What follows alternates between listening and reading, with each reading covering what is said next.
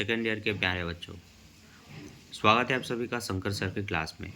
मैंने ऑलमोस्ट सभी सब्जेक्ट की इम्पोर्टेंट थ्योरी बता दी है, खास करके प्रैक्टिकल में क्या क्या थ्योरी आ सकती है। उन वीडियो में बहुत सारे बच्चों का यही कमेंट है कि सर प्रैक्टिकल भी बता दीजिए कि क्या क्या इम्पोर्टेंट प्रैक्टिकल है, ताकि हम उसकी तैयारी कर सकें। आज मैं बताने वाला हूँ कॉस्ट अकाउंटिंग में क्या क्या संभावित प्रैक्टिकल आ सकते हैं। उन क्वेश्चनों को मैं एम पे बताऊँगा जिनको मैक्सिमम यूनिवर्सिटी पूछती है। ठीक है, सपोज़ इसमें किसी भी चैप्टर में 40 से 50 क्वेश्चन हैं, लेकिन कोई 10 क्वेश्चन रायपुर के द्वारा, बिलासपुर के द्वारा, दुर्ग के द्वारा, अलग अलग यूनिवर्सिटी के द्वारा किसी 10 क्वेश्चन को ही पूछी जा रही है, तो मैं उन 10 क्वेश्चन को एम पे बताऊँगा। तो ये वो क्वेश्चन होंगे जिनको यूनिवर्सिटी पहले पूछ चुकी है और जिनको पूछ रही है। ठीक है, बाकी कुछ कुछ नए क्वेश्चन भी हैं, आप लोग को बना करके देख लेने हैं। मैं यही सलाह दूंगा कि आपको किसी भी चैप्टर का पूरा टॉपिक बनाना आना चाहिए, ताकि वो उनमें से किसी भी क्वेश्चन को पूछे, अगर आपको टॉपिक पता है तो आपसे वो बन सके। ठीक है, तो चलिए बिना किसी देरी के स्टार्ट करते हैं आज के वीडियो को। सबसे पहला प्रैक्टिकल होगा चैप्टर 3 से, जिसमें सामग्री लागत लेखांकन कहते हैं, मटेरियल कॉस्ट अकाउंटिंग। यहाँ पर आपको लिफो, फीफो, हिफो मेथड के क्वेश्चन दिखाई देंगे। आज हम जो भी क्वेश्चन बताएंगे वो उदाहरण और क्रियात्मक दोनों के रह सकते हैं, क्योंकि एग्ज़ाम में दोनों प्रकार के क्वेश्चन आते हैं। तो सबसे पहला ये आपको एग्जाम्पल जो 5 दिख रहा है ना, ये एग्ज़ाम में आता है। तो जो एग्ज़ाम में आता है वो आपको प्रैक्टिस करना है, और इन पर वीडियो पहले ही बन चुकी है, आपको ढूंढना पड़ेगा मेरे चैनल के अंदर कॉस्ट अकाउंटिंग के प्लेलिस्ट में। तो ये आपको पढ़ना ही है इसको बना करके देखना है, इसकी प्रैक्टिस अच्छी रखनी है, ये एग्ज़ाम में ज़रूर आता है। ऐसे ही जानते हैं और प्रैक्टिकल को। पहले आना बाद में जाना, अच्छा बाद में आना पहले जाना। लिफो का भी क्वेश्चन आपको एग्ज़ाम में दिया जा सकता है, तो ये इंपॉर्टेंट है। एग्जाम्पल नंबर 8 और ये एग्जाम्पल नंबर 9, ये ना एग्ज़ाम में आते रहते हैं। हिफो मेथड के भी क्वेश्चन आते हैं, तो एग्जाम्पल नंबर जो 11 है ना, वो एग्ज़ाम में आता है। इसको ज़रूर बना के देखिए, इसको एम पे टिक लगाइए। देखिए, यूनिवर्सिटी चालाक होती है, कभी कभी आपको बेसिक क्वेश्चन ना दे करके कुछ अलग क्वेश्चन को पूछ देती है, जो कि टॉपिक से हट करके एक दो होते हैं। जैसे कि है आपका आधार स्टॉक मूल्य विधि। इसमें से एक एग्जाम्पल उदाहरण नंबर 13 है, जिसका एक आप ये देख सकते हैं बना हुआ है। ये एग्ज़ाम में कई बार आ चुका है, लेकिन बहुत ही कम चांस पे आता है, और तब आता है जब उनको कुछ तिगड़म करना हो, कुछ अलग क्वेश्चन देना हो अपनी यूनिवर्सिटी में। ठीक है, तो ये आपको पढ़ना है। ऐसे ही एक दो क्वेश्चन और बताता हूँ।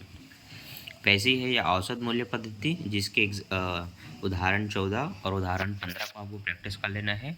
ये भी यूनिवर्सिटी बिलासपुर ने एक बार पूछ लिया है, जिसको बच्चे नहीं बना पाए थे, क्योंकि ऐसे क्वेश्चनों की वो प्रैक्टिस ज़्यादा नहीं करते। तो आपको कर लेना है। संभवतः 100 में 10% चांस है इनके आने का, लेकिन वो 10% अगर आपके टाइम पे है तो वो आ सकता है। ठीक है, 2022 या फिर 2023 में, शायद 22 में होगा। ये बाजार मूल्य पद्धति का क्वेश्चन दे दिया गया था, जो कि सबसे लास्ट टॉपिक है इस चैप्टर का, और शायद एग्जाम्पल नंबर ये यही दिया था, उदाहरण नंबर 17 को ही दिया था। और फिर भी आप 18 और 17 दोनों की प्रैक्टिस कर लीजिए, इनसे क्वेश्चन आया था एग्ज़ाम में।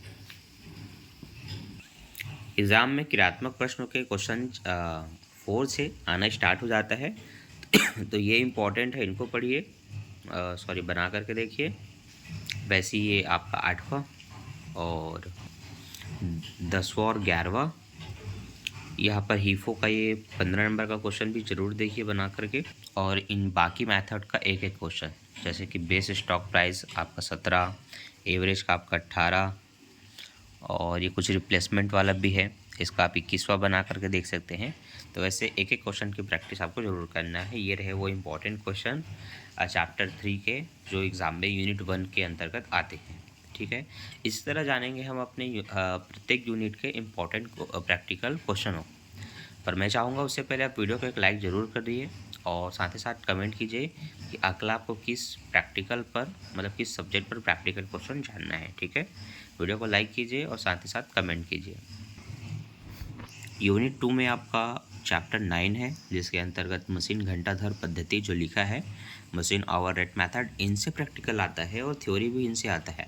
जब प्रैक्टिकल पूछेगा तो थ्योरी नहीं पूछेगा, जब थ्योरी पूछा तो इनका प्रैक्टिकल नहीं पूछेगा, इसलिए दोनों की तैयारी कर लीजिए।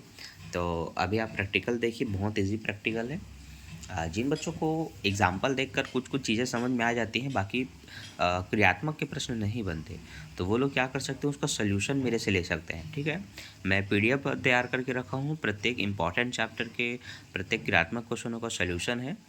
उस पीडीएफ को मुझसे बाय कर सकते हैं आप। बहुत सारे बच्चे ले चुके हैं, लगभग 15-20 से ज़्यादा बच्चे ले चुके हैं इन 2-3 महीनों के अंतर्गत।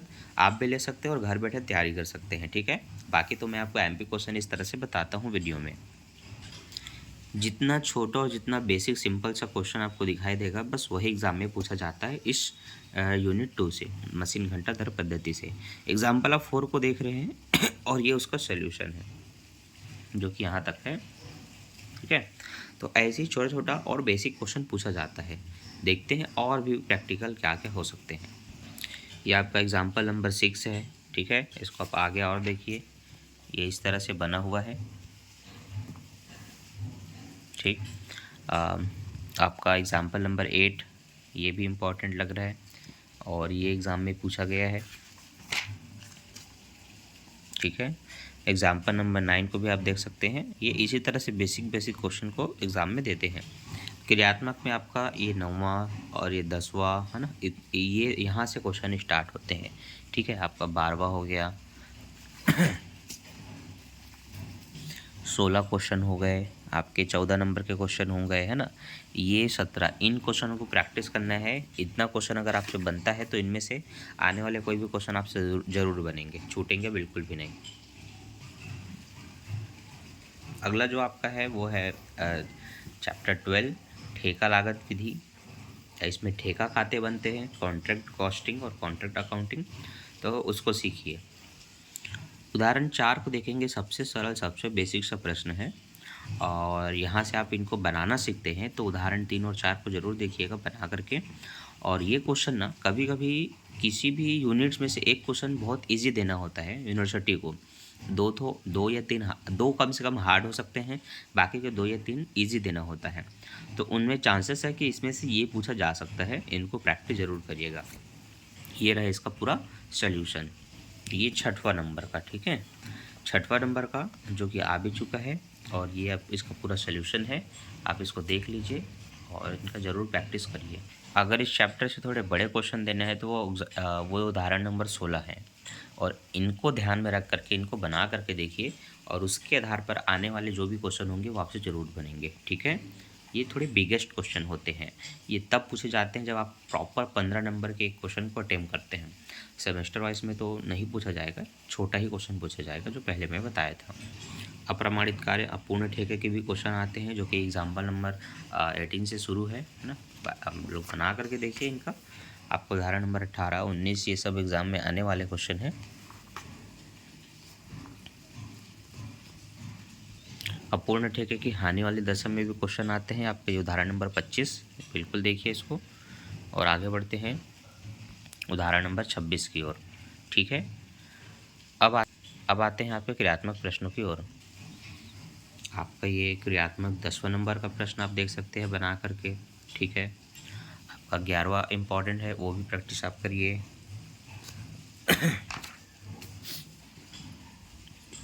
प्रमाणित कार्य वाला आप